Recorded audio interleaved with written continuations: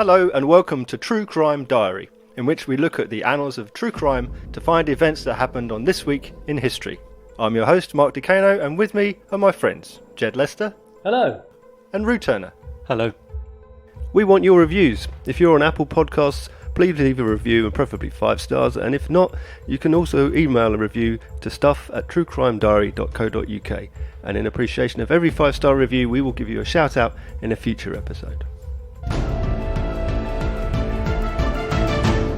So, the date we're looking at this week is the 24th of November, and in 1971, a middle-aged man boarded Northwest Orient Airlines Flight 305 to Seattle from Portland with a one-way ticket in the name of Dan Cooper.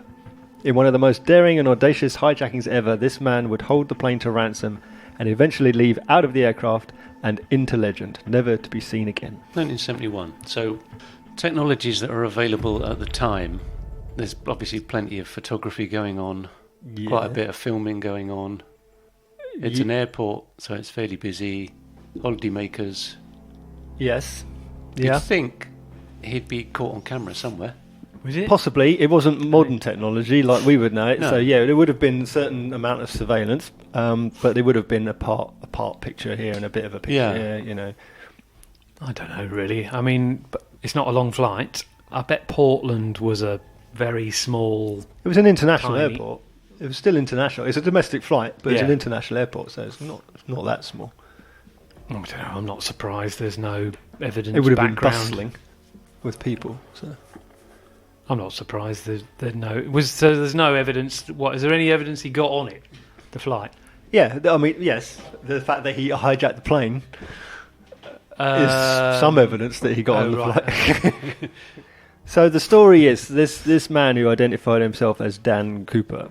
He was a middle-aged man. He's about maybe 40. He's carrying an attaché case, a suitcase, and he got a one-way plane ticket. He got on the plane. He ordered a drink. He sat down, and after the plane took off, he handed a note to one of the flight attendants. The flight attendant named Florence Schaffner. And basically, she got the note. She thought, some guy's phone number. And then she kind of ignored it. And he said, you need to look at the note. I've got a bomb. All right, don't anybody move. Except to control the aeroplane. You can move a little to do that. So she goes and sits next to him and says, can I see bag. it? In the bag. She says, can I see it? So he opens the case, and inside there's like some, what looks like a bomb. So there's like some wires, and there's 8 red cylinders. It's all wired Your up. classic bomb. Your classic bomb, yeah, like you would have seen on Airplane, the movie. And there's a battery and everything, so it looks like a bomb. As far as she's concerned, it's a bomb. Yep. He closes the briefcase and he says, basically, this is what I want. Some hard-boiled eggs and some nuts. So he wants $200,000 in what he calls negotiable American currency, or what you and I would call cash. Mm-hmm. He asked for 4 parachutes. He wants a fuel truck to refuel the plane in Seattle, and he sends her to the cockpit to the pilot. So he's now hijacked the plane. He's got a bomb. He's on the plane, and he's issued his demands, and that's what he's looking for. Yep. Where do you get that amount of cash from when you're in the air? He meant to collect on the ground. Yeah. So he's basically asking him to go to when they go to Seattle. Yep. When they land, he wants the money to be brought to the plane. There it is. Here And you are. refuel, and then take off again.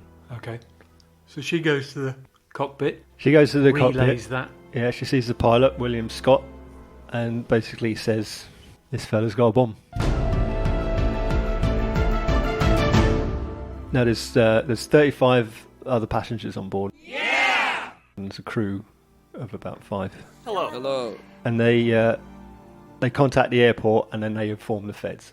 So now they're basically planning what they're going to do, and the airline is going to pay the ransom.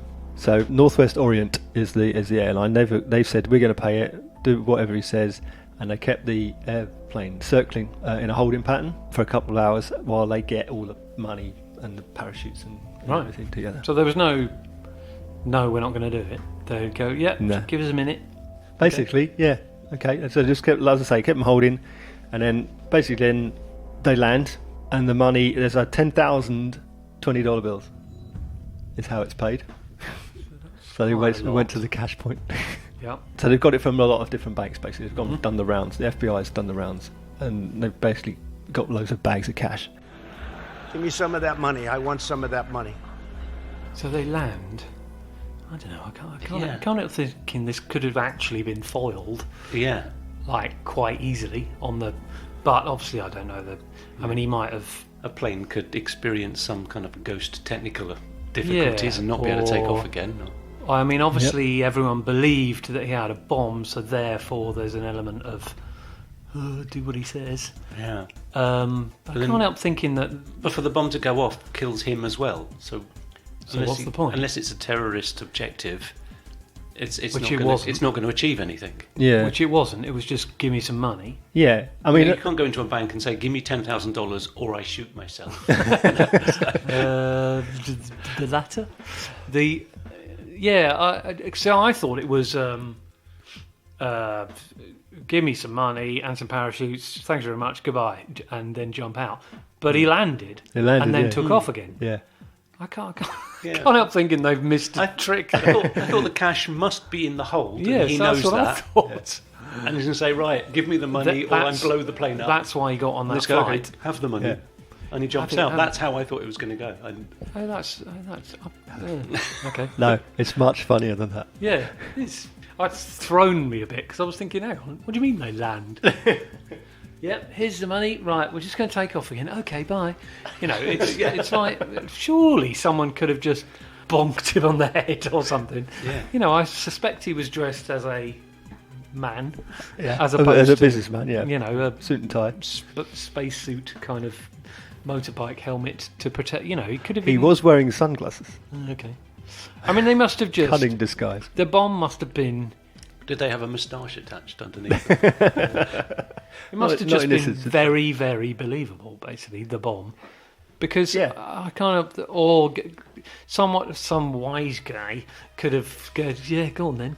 And he would have gone, well, wait until we've landed. You know, it just, but my point is, it must have been very, very believable, or he was very assertive, or, you know, commanding. Yeah, well, the witness, one of the other flight attendants, Tina Mucklow, she said that he was very calm, quite nice. He wasn't nasty or anything like that. Normally, do you mind if? Yeah, well, the popular reports at the time the reports at the time of like airline hijacking were pretty much all political. You know, take this plane to Cuba kind of thing. Yes. Will you fly this plane to Luton, please? Well, this is a scheduled flight to Cuba. So, holding a plane to ransom or an airline to ransom with a plane full of passengers and a bomb was quite unusual. And there's no reason.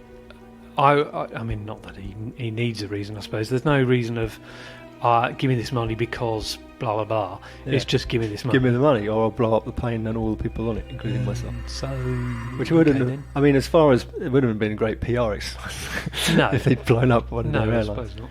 And all these innocent civilians, but they agreed to it straight away. You could have rewritten that story however you like.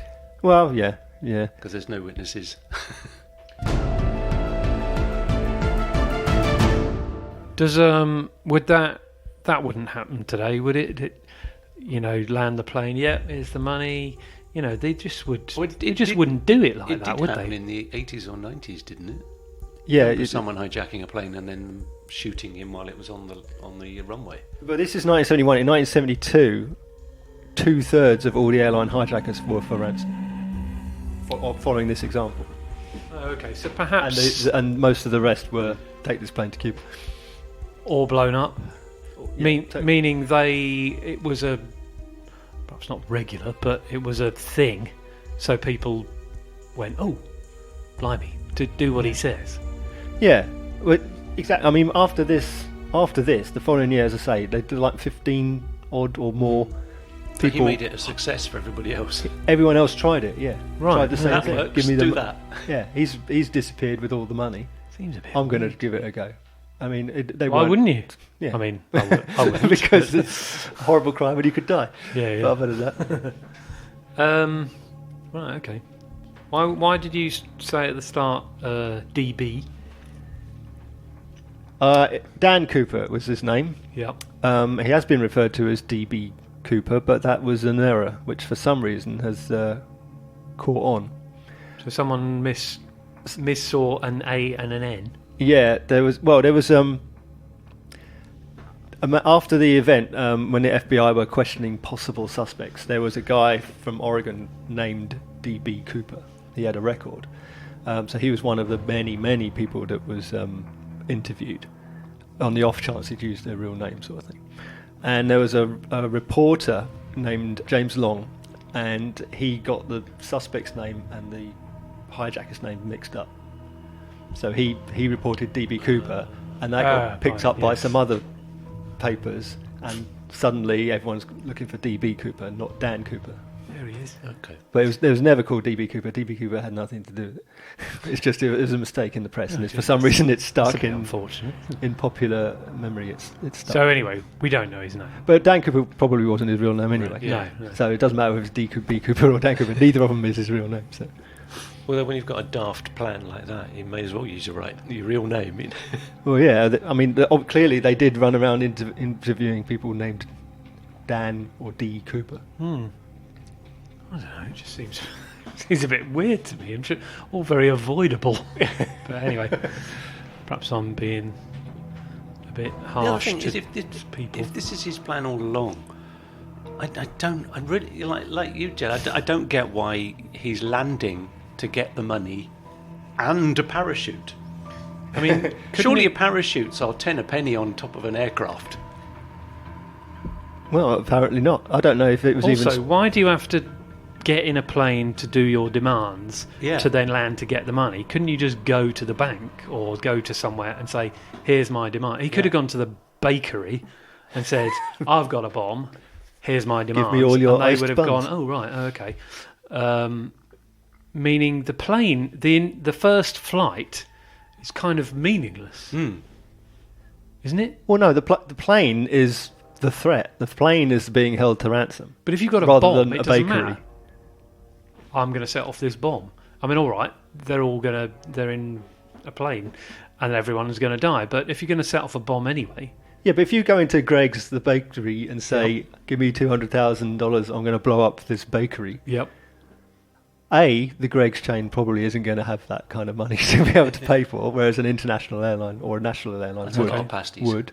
Yeah. Yep. Plus the threat of the isolation of the aircraft. Yeah, sure. There's no... It's hard to mount an assault on an aircraft without being seen or in enough time to set the explosion off. Well, that's not once it lands. You've still got it's out on the runway. You've still got to cross open ground to get to it. You could, there's front and back doors. You could create a diversion. There's very little visibility. From the inside of an aircraft. From the inside, yeah. Yeah. But nonetheless, all you got to hear is a scrape on the door. And you've set the bomb off. It's not like they can just walk in and pick you up. He's got a bomb and hostages. I'll go back to my earlier point: is your threat is your own life. Admittedly, other people as well. But exactly. But if you've got nothing left to lose, or nothing left to live, you don't know his motivations. If we ever found him, we could have asked him. And also, $200,000. I mean, obviously, I know that's quite a lot, but then it's not astronomical, is it? Is it? So 200,000 in 1971 is currently the equivalent value would be about 1.2 million. Okay. Now again, it's not massive amount, but it's small enough that they could get it together in a relatively short period of time. Yeah. I hadn't thought of that. Yeah. You can, if you say, give me 10 million, they'll go, oh, for God's sake. Yeah. Right, okay. And it'll be a right old faff to get all that together. And again, there's no reason for... imagine the outcry if the airline said, well, I'm not giving you that. And we haven't got lose it a plane to and hand. 35... To say, how much are you valuing your passengers' lives at? You're going to lose billions, or probably the entire airline. So it's no an amount. Flies with you again. It's an amount that can be cobbled together, basically. Yeah, they can get the money quickly, and it's not worth it to the company to lose a plane and 35 passengers for that amount of money. Face. Yeah. Okay, fine. So he was. So they brought him the money. So they brought him the money. Yes. Here you are. And then when did he demand to be taken? Up. Well, he while the plane was being refueling, he refueled as well. Yeah, he could have put something else in. That was orange sugar. Juice or just it doesn't work. Put some diesel in it. We can't take. You never guess what. We can't take off. and he's got the money then. Yeah. He's not going to blow himself up then, is he? I mean, obviously we don't know, but the money has been delivered, so he's like, wait, I'm nearly... Oh, you're joking? What was that? The engine doesn't work. No, sorry. Everyone, please disembark. I'm doing the actions of a stewardess. This thing's stupid. So basically what happened was that when they radioed to the plane that the demands were going to be met, so they landed. Yes. This is Seattle Tacoma Refueled. Airport. It's quite... Had a bit of lunch. It's getting a bit dark now, so they taxi the plane to an isolated, well-lit area so you can see around the plane. They close all the window shades down so snipers can't see. Classic stewardess order. They always do that. Yeah. Oh, you mean the bomber? Oh, right. Secure the overhead lockers. They Sit down. They take the bag and the parachutes to the back stairs and drop off the money. At which point, Cooper's he's got the money and he gets all the passengers off the plane. He releases the passengers. He's just got the crew on board. Sniper. Anyway, shoot the passengers. I'm just listing the several times they could have actually foiled this. But Yeah. This isn't like a Die Hard with a vengeance kind of scenario. Yep. So while they're refueling, Cooper's outlining his plan to the cockpit crew, what he wants them to do. So once their fuel they're going to take off. He wants them to head towards Mexico City, and basically they're talking about the kind of altitude and airspeed that he can parachute out. It's obvious if the parachute delivery wasn't enough. Yes. They're now saying he's definitely going to jump out of this plane. He demanded that they keep the landing gear down. Down, right. He was talking about the degrees of the flaps and everything else. So he knows what he's talking about in terms of altitude and speed and the operations of the plane. He knows all of this stuff.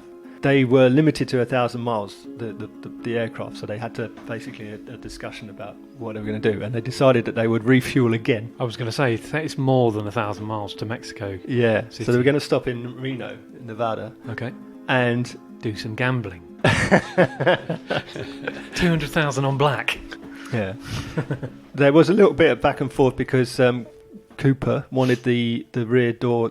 Basically, on the 727, this model, the rear door actually extends out of under the tail, not at the side. There's a door that actually comes out under the tail of the plane, like in line with the aircraft. Looks like. Okay. What's it called? 727. Yeah.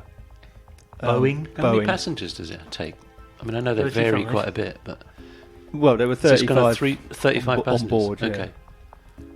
So it's quite a small plane then, really. It's a sort of 35 plus him, and then about 6 crew. Oh, Boeing 727-51 model. Oh, okay. Right. Sorry. Okay, so he asks that this stairway is left deployed.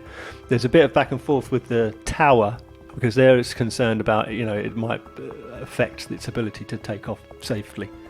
So basically, they end up there. Because it might the nose lifts. Yeah.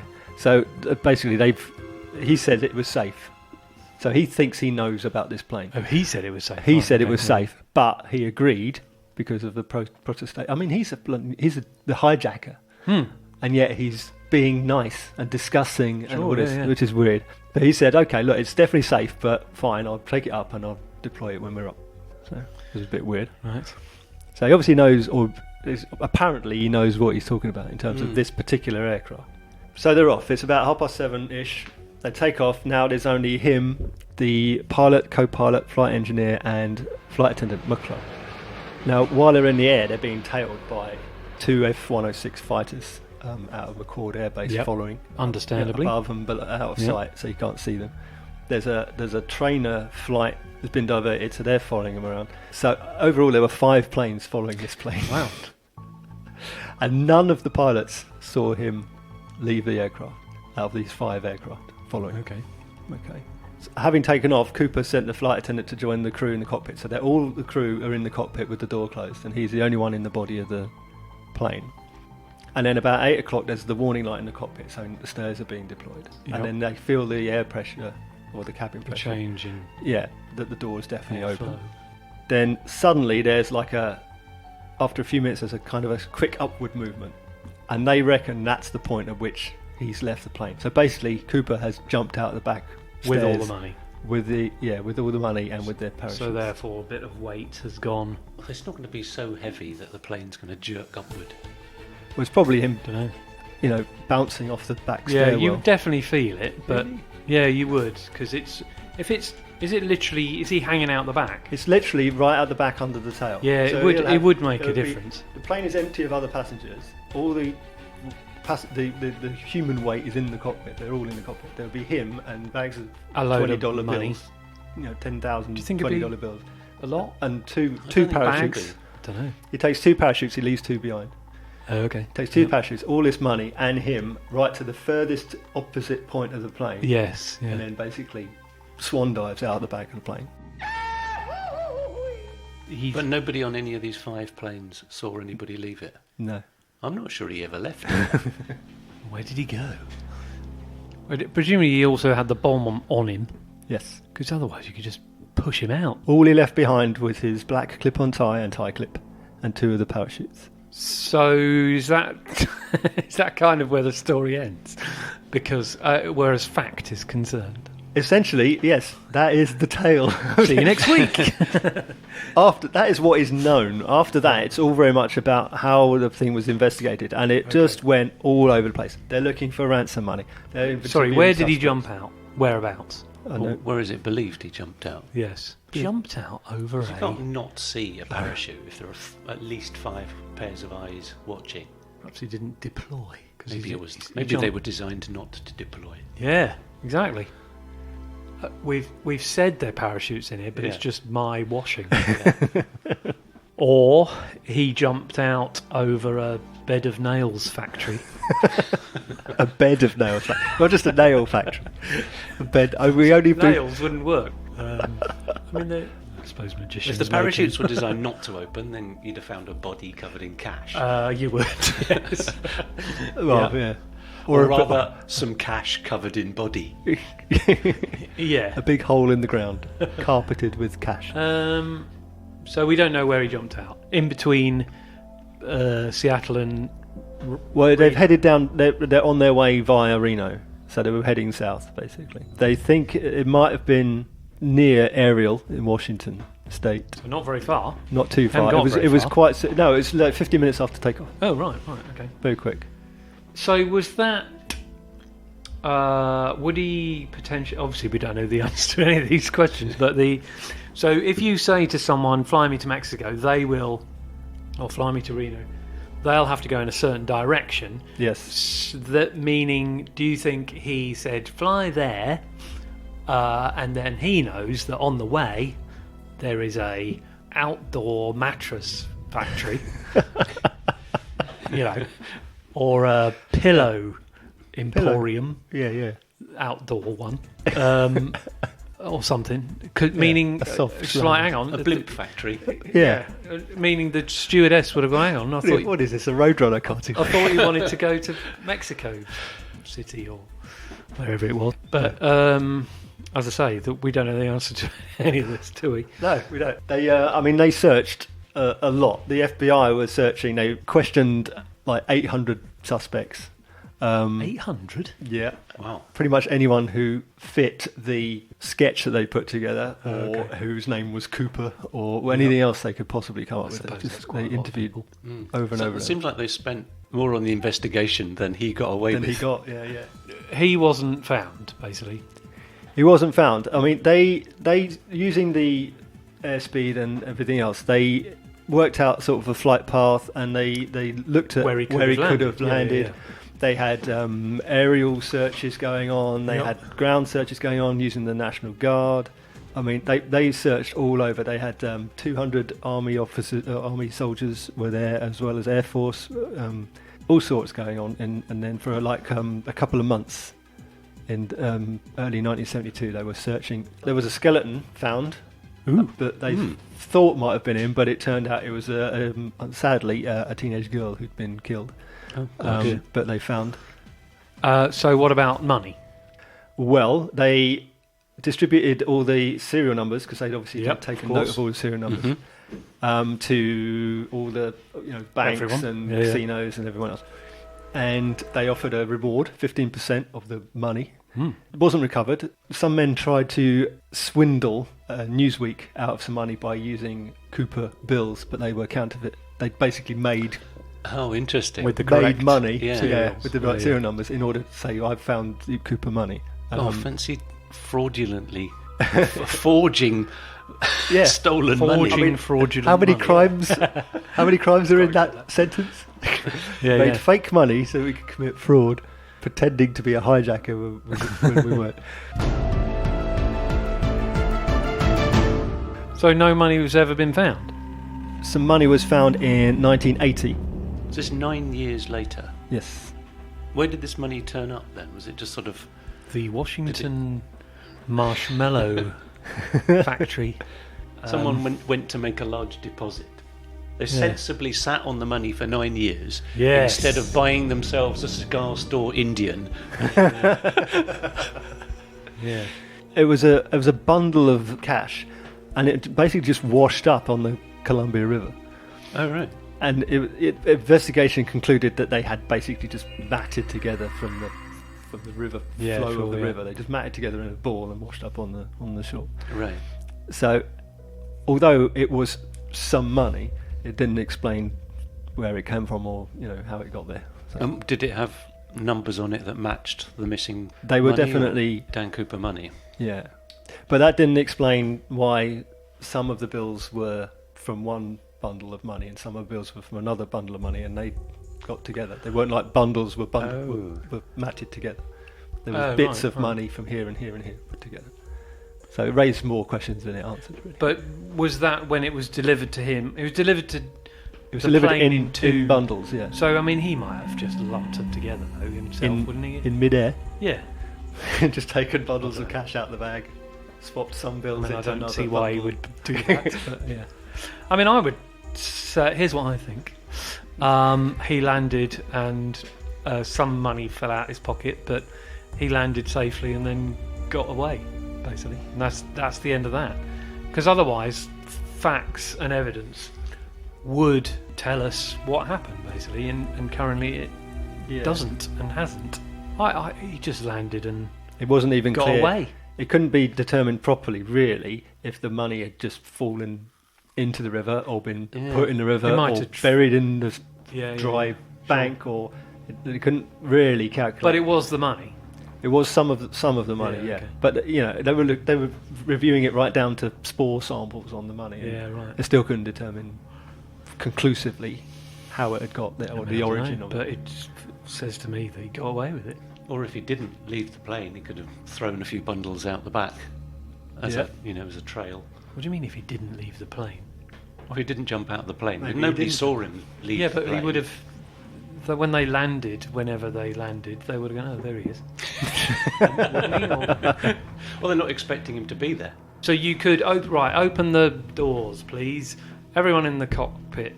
I'm going to jump... Oh, he's probably didn't say it like that, but he, suggesting that he was going to jump. He goes to the end, he makes some movement, jump up and down a bit, which absolutely bit of trampoline action on the end of which absolutely would upset the plane for, absolutely. Yeah. And then you chuck a bundle of money out. That'll put them off the trail. Yeah. Then Geronimo. 3, 2, and then you'd then need to have a good hiding place, wouldn't you? But get in that. Now, one would assume that as soon as the plane lands, that it was literally ripped to pieces. No, but certainly you would gun through it looking for evidence. So I'm pretending to be a chair. Or you very carefully, 10 miles later, actually jump out. And because of the motion beforehand, people are put off the scent because he definitely jumped out then, so therefore let's look here. Meanwhile, he lands in... Or he puts on his disguise, pulls off his rubber face, takes off his sunglasses. It's quite good though, isn't it? Well, there's no suggestion that the flight crew were involved. Obviously they were questioned at length. Doesn't look like they were involved. If he had an accomplice on the ground, the flight crew would have had to help him out because it would be so precise where he was going to go that would be difficult. like you said, the plane's outside. That could have easily been the case, though. That's why. Right, everyone in the front. I'm 10 minutes out. Fly in this direction. 10 minutes out. Check the watch. Go. Yeah, And but you're then hardly you going to land on an X. You're going to land within like a 50 square mile radius.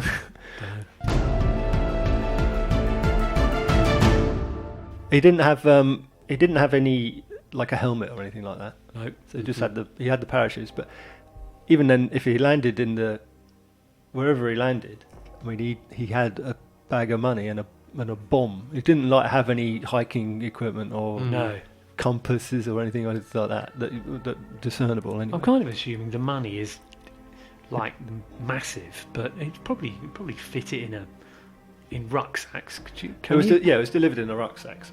Oh, okay, all right, fine.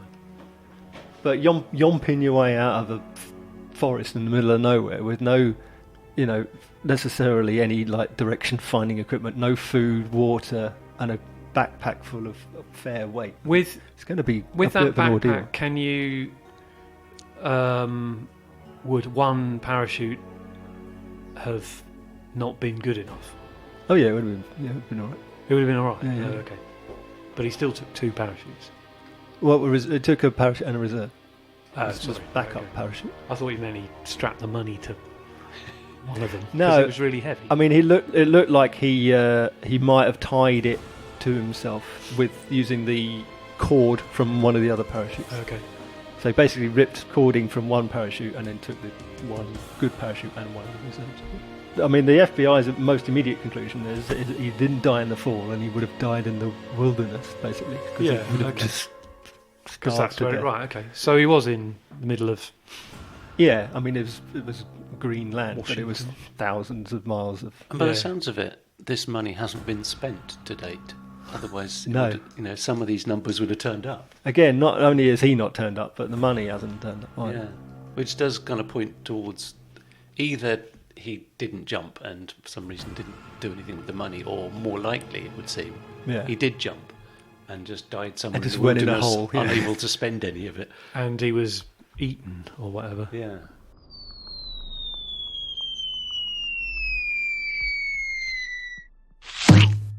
Where's the rest of the money, though? It's just fluttered. It's just But again, there, it's cash, fluttered so away. it would have It's just made of cotton, so it disintegrated. would just rot away. Yeah, Would it? eventually. For the time, it would have. It's made of cotton now, isn't it? yeah. But our notes don't rot away. Well, they're plastic now. Yeah, that's what I mean. But they're made of cotton. But they would have been. Yeah. They would have been cotton Yeah. and linen blend before. They would have dissolved, Oh, okay. Yeah. especially in water and weather. They would have just disintegrated. There you go. Case solved. So he's dead, eaten by wolves. Money's disintegrated. The end. Deebs, the D-man. There were a lot of suspects. Obviously, we said about they interviewed hundreds and eventually over 1,000 what they called serious suspects. A lot of them publicity seekers who'd come forward, people who've falsely confessed and things like that. God, would you confess to that? Fame. It was me. So they want to get their name in the. The fame is fairly short-lived once you're imprisoned. There was Yeah. more than one person who stood on the gallows said, "I'm Jack the Ripper." More than once. Yeah. What, and Because and what, just so they could put their name as and they, make more and they infamy. went through with it. Well, they were hanged. Really? If they're on the gallows, I'm Now going to that be is- hanged, so I'm going to claim for something else as well Oh, Now see, that great. is. to gain notoriety. So that's why people put their Oh, right. names forward I'm to going say be hanged anyway. I might as well be Yeah. Jack the Ripper. Yeah. rather Okay. be hanged for a sheep as a lamb, isn't it? That's a saying. That's a thing. It's a saying. People say that. There's a Kenneth Christensen, 2003, man in Minnesota called Lyle Christensen. He saw a documentary about the hijacking and he was convinced that his brother Kenneth Christensen Was Dan Cooper. When he died, Kenneth, they had gold coins and very valuable stamps and over $200,000 in mixed bank accounts and a folder full of Northwest Orient Airlines news clippings. Okay. So I mean, they were convinced that it was him. Mm-hmm. Although, investigation said probably didn't do it. He didn't buy the house for cash. He had a mortgage he had to pay off. He sold land, which meant he would have had money in his account. So it wasn't him, probably. There's another guy named Jack Coffelt. He was a con man. He claimed that he was Cooper and tried to sell the story to Hollywood, but FBI said no, it was all nonsense. There was another one called Lynn Doyle Cooper, an LD Cooper. He was put forward as a suspect by his niece because she remembered when she was 8, he was very mischievous. Guilty. Well, that's it. He was mischievous and he had the surname Cooper. Yeah. Which was a made-up. But then she had the surname Cooper, so she could have done it as well. But not when she was 8. When she was 8, yeah. She remembered her 2 of her uncles planning something using walkie-talkies, and the next day the plane was hijacked. So she said it was him, but no, they said no, it wasn't him. Richard McCoy was put forward, and it has even been proposed that the phrase "the real McCoy" comes from this guy. It doesn't, but it was that was put forward. Now he was one of the copycats in 1972 who tried to do the same thing. This McCoy. That's one of the reasons he's been proposed as having done it the first one, and he was doing it again. The real McCoy. Yeah. He said he had a bomb. He demanded parachutes and $500,000. The money was delivered, and he bailed out in over Utah. Mm-hmm. But they found him. They caught up with him, and he had the cash in his possession. He was sentenced to 45 years in prison. Gosh, 45. Wow. He did. He escaped, and he was found 3 months later in Virginia Beach, and he was killed in a shootout with the FBI. Oh wow! Okay. So it's quite. That's a kind of more interesting. Still never take me alive, copper. All right then. Yeah, I mean it's a shorter story. Was that Richard McCoy? Yes. Yeah. So I know he was doing a copycat, but it's a better ending. It's more a longer ending. Well, it's less mysterious. Yeah. It's very short and. And a phrase potentially has come. Yeah. From it. I mean, it didn't come from that, but people have said it. Sorry. It did. People have said it did, but it didn't. Right, okay. Well, I mean, what would you rather do? Spend 45 years in prison or get gunned down after 3 months of living it large? Oh, the agony of choice. Yeah, he was only 32. Okay, so he would have, he possibly wouldn't have survived the 45-year term. No, he'd be out by now, wouldn't he? But oh, the irony. There was another example in November of 71, just before Cooper's attempt, where there was a Canadian man named Paul Joseph Cheney. He hijacked an Air Canada plane, but he was overpowered before he managed to get away because he put down his gun to put on the parachute. Very good. Yeah. And the passengers overpowered him. Sure. Was getting caught part of your plan? But that was before. That was before, yeah. So it was the same month, it was a little earlier. Okay, fine. Sorry, I find that particularly hilarious. I love the simplest thing like that you go, oh. I could just see him going to go, hold this. Hang on a minute. Yeah. So what does this mean? Well, obviously the airlines reacted. So airport security modified. Yeah. All passengers and bags were searched from then on. Plane, the Boeing 727 had a catch fitted to the stairs so they couldn't be opened while the plane was in flight. See, hijackers, they ruin it for the rest of us. This is it, yeah, you see. It's just a small, hardcore people messing it up. Ruining it for the masses. Yeah.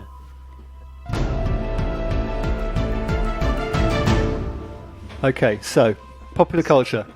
Books. There are many that mention it, as well as fictional accounts or fictionalised versions of this account. There are characters based on it throughout the years. Rainbow's End, 1975, Free Fall, 1980. Drama or films or something. Yep. Netflix special. There's a couple of movies, not big ones. 1981, there's a movie. Robert Duvall played a insurance investigator looking into the case. There's a movie called Without a Paddle in 2004 where they go looking for the money. There's a bunch of things on in the television. Dale Bartholomew Cooper is a character in Twin Peaks. D.B. Cooper. Oh yeah, he is, isn't he? Little nods like that. Prison Break has got a character, D.B. Cooper, in it. There's songs. Loads of, sort of Kid Rock makes a reference to the money from the heist. So there's a lot of mentions of him throughout. So obviously all of this took place in the Pacific Northwest. So every year there's regular D.B. Cooper themed promotions and tourist events and things like that. Oh, right. And Cooper Day celebration has been held at the Ariel General Store and Tavern every November since 1974. Really? What are they celebrating? His existence. The opportunity to sell souvenirs. Cooper Day. Cooper Day. Yeah, you're right. It's just an opportunity. Yeah. But what do you sell? Parachutes. Chocolate parachutes. Yeah, chocolate parachutes. Chocolate money. Yeah. Yeah. And half price off bowling shoes. That's all for this time. If you want to know more about what we've discussed over the course of this episode, just Google it or something. You can see daily true crime updates on our Facebook, Twitter or Instagram. You can email us or you can support the show with a PayPal donation. And links to all of those are on our website at truecrimediary.co.uk. Don't forget to send us a review or post one in your podcast service if you can, and all 5-star reviews will get a shout out on a future episode. Join us next time when we'll be similarly discussing and digressing on another event in true crime history. Until then, my thanks to Jed and Rue. My name's Mark, and we'll see you on the next date in our True Crime Diary.